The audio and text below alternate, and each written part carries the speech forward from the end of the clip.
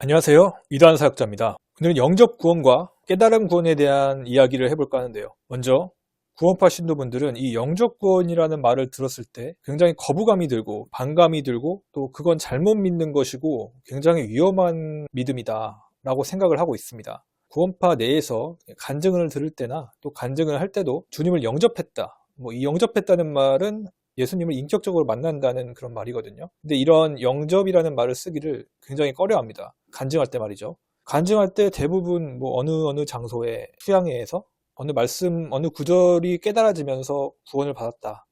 또 믿게 되었다라고 하지, 주님을 내 안에 구세주로 영접했다라는 그런 간증은 들어볼 수가 없습니다. 그리고 심지어는 영접 구원은 사탄의 교리다. 라고까지 극단적인 표현까지 서슴지 않습니다.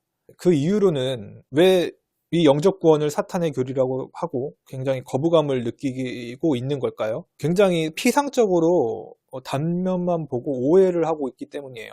어떤 오해가 있을까요? 이 영접 구원에 대한 오해.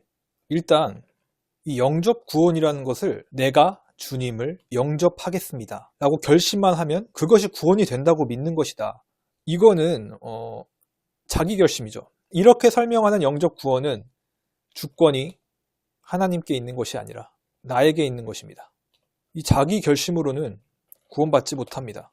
그래서 이 구원파가 영접 구원을 생각할 때는 이 영접 구원은 곧 자기 결심이다. 자기 결심이기 때문에 영접 구원식으로는 구원을 받지 못한다라고 생각을 하고 있습니다. 근데 이게 어떤 한 단면만 봐서 이렇게 오해를 하고 있습니다. 기독교가 말하는 영접 구원은 구원의 주권은 하나님께 있는 것이지 인간의 자기 결심이 아니다라고 합니다. 한마디로 영접 구원을 오해하고 있다. 영접하는 자가 곧 그 이름을 믿는 자라고 했죠. 구원파가 생각하는 영접이 무엇이냐? 영접이란 말씀을 깨달을 때 되는 것이다 라고 주장합니다. 그러면서 갈라디아서 3장 23절에 있는 이 계시될 믿음이라는 그 성경 구절을 인용하면서 이것이 진리를 깨달을 때 오는 믿음, 그 믿음이 있을 때 영접이 된다는 말이죠. 이것이 성령에 의해 내 마음 속에 주님이 모셔지는 것이라고 하고 있습니다. 그러니까 정리를 해보자면 쉽게 말해서 깨달을 때 내 마음에 모셔진다는 겁니다. 그런데 이 깨닫는다는 것도요. 로마서를 보면 깨닫는 자는 없고 하나님을 찾는 사람은 없고 하나도 없다고 되어 있습니다. 깨닫는다는 것도 결국에는 내가 깨달은 것이냐 하나님께서 깨닫게 해주신 것이냐를 놓고 보면 내가 깨닫는 것 또한 자기 결심이라는 거죠. 이 깨달음을 하나님께서 인정을 해주시느냐 그 여부에 달려 있습니다. 구원파가 반대로 영접 구원을 비판할 때 자기 결심이라고 피상적으로 이렇게 판단하는 것과 마찬가지로 이걸 내가 깨닫는 거냐 그렇다면 자기 결심이다 라는 것이죠. 정리를 해보자면 구원파가 말하는 것은 말씀을 듣고 깨달은 자 구원을 얻는 거고 기독교는 영접하는 자는 그 이름을 믿는 자이기 때문에 구원을 받는 것이다. 구원파는 깨달음, 이것이 영접, 이것이 거듭남, 구원, 하나님의 자녀가 되었다. 이게 다 일맥상통한다는 겁니다. 이것은 이거다. 기독교는 깨닫기만 해서는 안 된다. 깨달았으면 영접하고 믿어야 한다. 믿고 영접해라. 그러니까 저번 시간에도 제가 보험 계약서를 예를 들었죠. 보험 계약서의 내용들을 쭉쭉쭉쭉 읽고 이걸 해도 되겠다. 깨달았으면은 서명을 해야 됩니다. 믿고 사인. 근데 이게 안 됐다는 거죠. 구원파는 깨달음 자체를 그냥 영접으로 치부하는 그런 겁니다. 쉽게 말해서 진리를 깨달을 때 오는 믿음이 있는데 그 믿음이 있을 때 영접이 되는 것.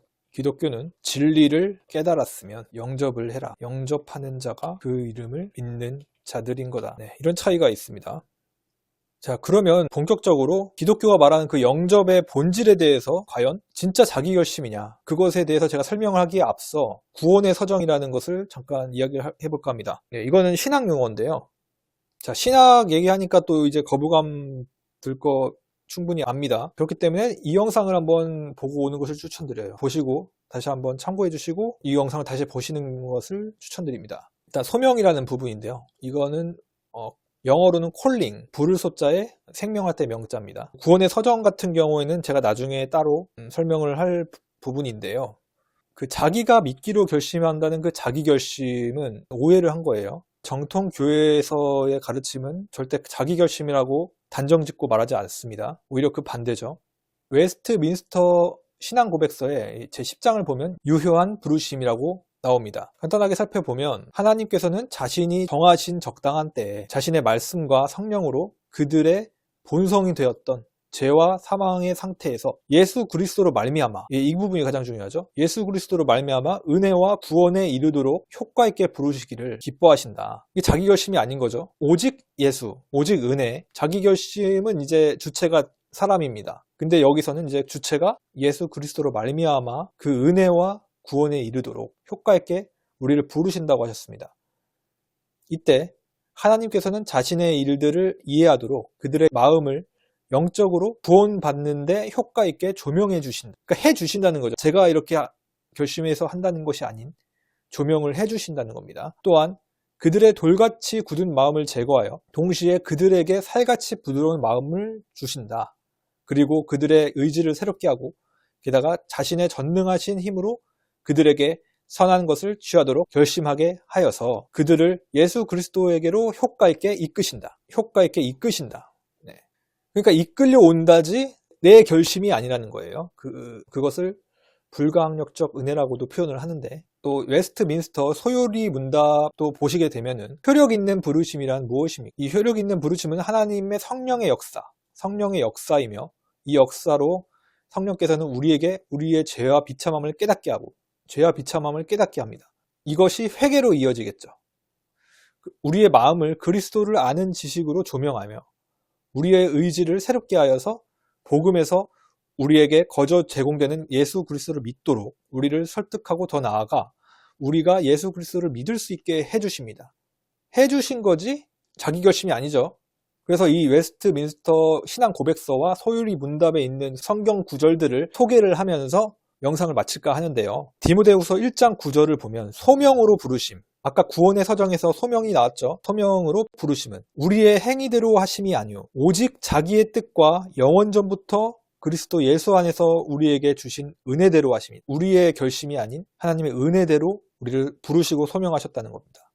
또 주께서 사랑하시는 형제들아, 우리가 항상 너희에 관하여 마땅히 하나님께 감사할 것은 하나님이 처음부터 너희를 택하사 성령의 거룩하게 하심과 진리를 믿음으로 구원을 받게 하심이니 이를 위하여 우리의 복음으로 너희를 부르사. 주체가 하나님이죠. 내가 아닙니다. 우리 주 예수 그리스도의 영광을 얻게 하려 하심이니라.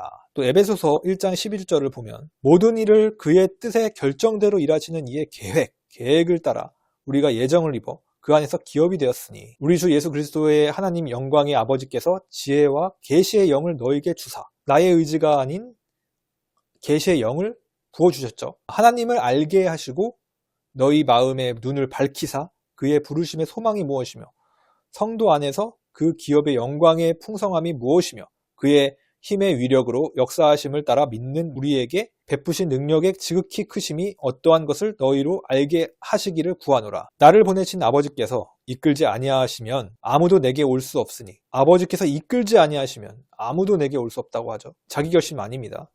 오는 그를 내가 마지막 날에 다시 살리리라.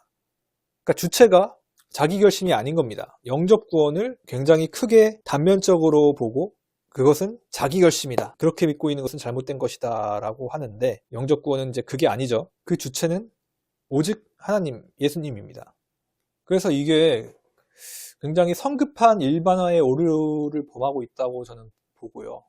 그렇기 때문에 이 영접 구원에 대한 오해를 바로잡고 싶었습니다. 또 이 부분에 대해서 추가적으로 해야 할 말이 있다면 추가해서 영상으로 올리도록 하겠습니다. 이상입니다. 감사합니다.